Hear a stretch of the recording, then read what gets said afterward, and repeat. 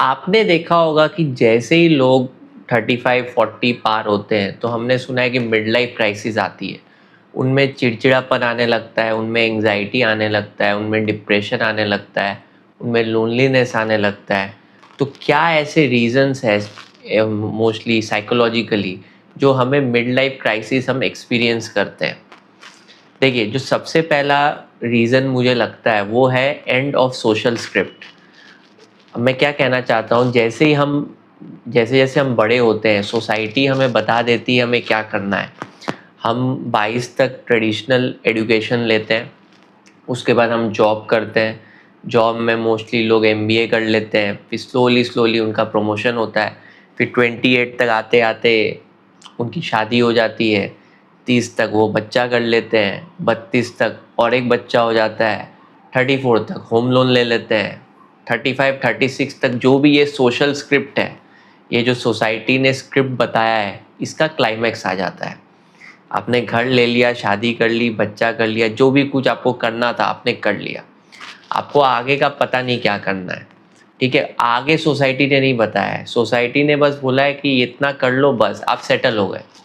ये वर्ड बोलते हैं, सेटल हो गए, माने यहाँ तक सोसाइटी बोलती है कि मेरा काम था, मैंने आपको कर दिया, अब आप सेटल हो गए, अब आपको यही लाइफ जीनी है।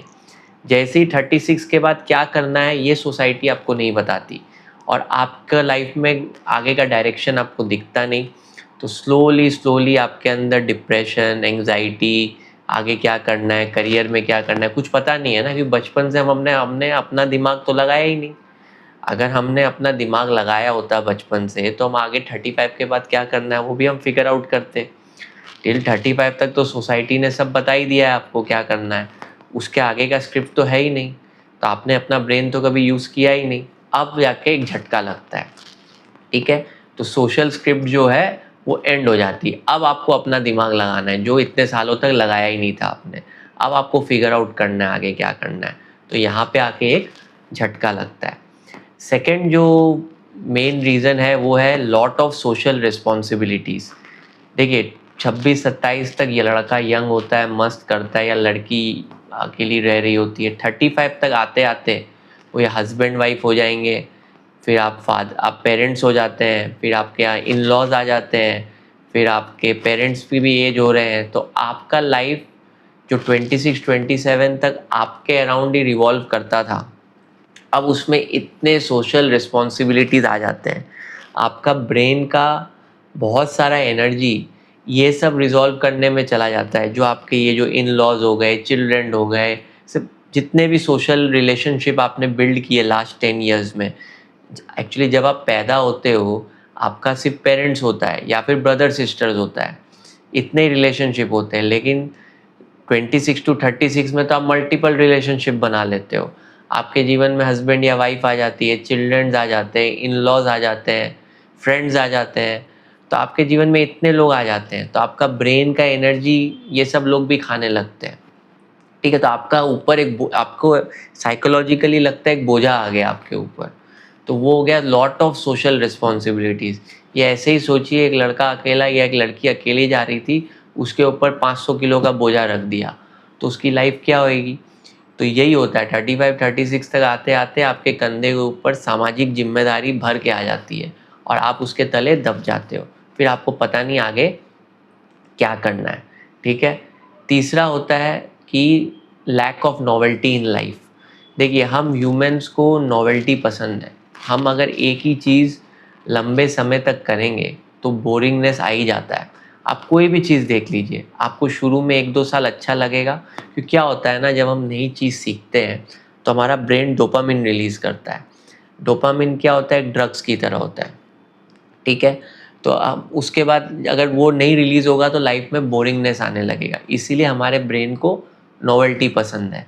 तो अभी आप टिल 35 तक आपके लाइफ में नई नई चीज़ें हो रही थी, शादी हुई, बच्चा हुआ, दूसरा बच्चा हुआ, घर लिया, घर को सजाया, रिश्तेदारों को बुलाया, तो आपको ब्रेन को कंटिन्यूस डोपामिन मिल रहा था, क्योंकि नई नई चीज़ें आप, भले आप करियर उसमें ज़्यादा मेहनत नहीं कर रहे थे, लेकिन ये सामाजिक जिम्मेदारी तो नई नई चीज़ें आ रही थी ना आपके जीवन में। ब्रेन को नया चीज़ पसंद है, तो वो हो रहा था। अचानक से वो एकदम ख़त्म। जो हमने फर्स्ट पॉइंट में बोला, सोशल स्क्रिप्ट ख़त्म। अब 35 टू 60 आपके लाइफ में सेम चीज़ें होती रहेगी। तो क्या होगा, ब्रेन में वो डोपामिन रिलीज़ होना बंद हो जाएगा, ब्रेन को नॉवेल्टी चाहिए, नॉवेल्टी आपके लाइफ में ख़त्म हो जाएगी, स्लोली आपका लाइफ में डिप्रेशन आने लगेगा। यही होता है 35 तक आपके बाद आपके लाइफ में नॉवेल्टी ख़त्म हो जाती है। आप उसके बाद मोस्टली आप देखोगे लोग सेम ही ज़िंदगी जीते रहते हैं। वो हर 2-3 साल में प्रमोशन हो गया, ये हो गया, वो हो गया, नया स्किल सीखने की कोशिश नहीं करते, नया कुछ परस्यू नहीं करते।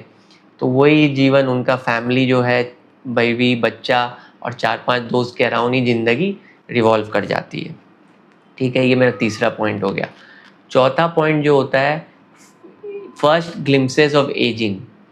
देखिए, यंग रहते हो आप टिल 30, आप शाइन करते हो, आपके अंदर जोश रहता है।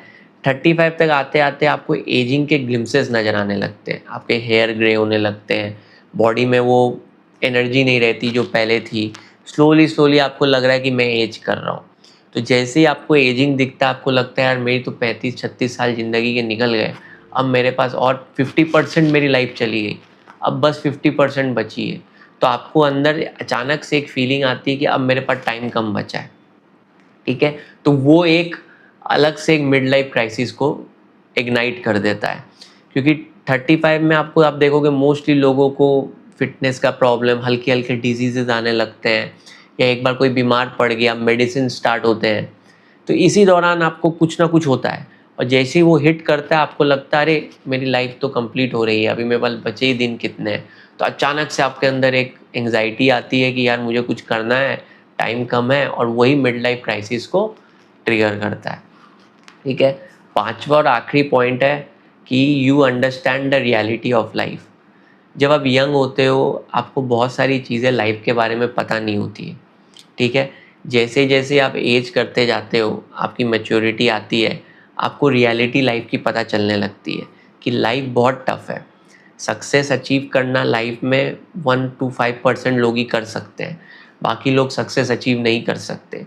तो ये हार्श रियलिटी है, क्योंकि देखिए अपॉर्चुनिटी लिमिटेड है और लोग इतने सारे हैं, तो कुछ लक फैक्टर भी आ जाता है, कुछ स्किल भी आ जाता है, कुछ आपका नॉलेज भी आ जाता है जो आपने ओवर द ईयर्स एक्वायर किया है। तो बहुत सारे फैक्टर्स डिसाइड करते हैं कि आप लाइफ में कहाँ जाएंगे। तो मोस्टली लोग करियर में स्टक हो जाते हैं, उनके लाइफ में, और लाइफ आगे जाती नहीं। आप देखोगे 35 तक के बाद करियर ग्रोथ भी स्लो हो जाता है, आप नया स्किल सीखने का भी एजिलिटी रहता नहीं है। ठीक है, नॉवेल्टी है नहीं, आप सीख कर नहीं रहे, तो स्लोली आपके लाइफ में क्राइसिस आने लगता है। तो मोस्टली यही रीजंस हैं। देखिए, अगर क्राइसिस को दूर रखना है तो आपको सिंपल एक तरीका है, ब्रेन को नॉवेल्टी देना पड़ेगा। और नॉवेल्टी कैसे हो सकता है, आप हर साल एक नया स्किल पकड़िए। ठीक है, अब जैसे मैं इस साल टारगेट किया हूँ कि आई विल क्रिएट कंटेंट। ठीक है, तो कुछ ना कुछ एक स्किल पकड़ना होगा जहाँ पे आप थोड़ा कंफर्ट जोन को से बाहर निकलें और ब्रेन को नया नॉवेल्टी दें। नहीं तो लाइफ में वही चीज़ आप करते रहोगे तो बोरिंगनेस आ जाएगी। ब्रेन को अगर आप हर 1-2 साल में नई नई चीज़ें देते रहोगे, स्टिम्युलस मिलते रहेगा, आपका ब्रेन हैप्पी रहेगा, आपको कोई मिड लाइफ क्राइसिस नहीं होगा, आपके अंदर हैप्पी हार्मोन कंटिन्यूस जनरेट होंगे। क्योंकि क्या होगा, देखिए, आप कुछ नई चीज़ स्टार्ट करोगे, स्लोली फेल करोगे, अटकोगे, फिर आप वो स्किल में अच्छे होने लगोगे, आपके अंदर कॉन्फिडेंस बढ़ेगा, तो आपका automatically body happy hormone generate करेगा।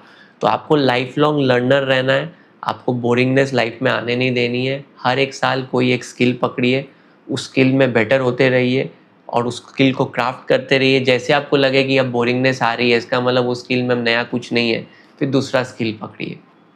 ठीक है, लाइफ लॉन्ग स्किल एक्वायर करते रहिए, नॉवेल्टी चेस करते रहिए। देखिए, आपके लाइफ में डिप्रेशन या मिड लाइफ क्राइसिस नहीं आएगा।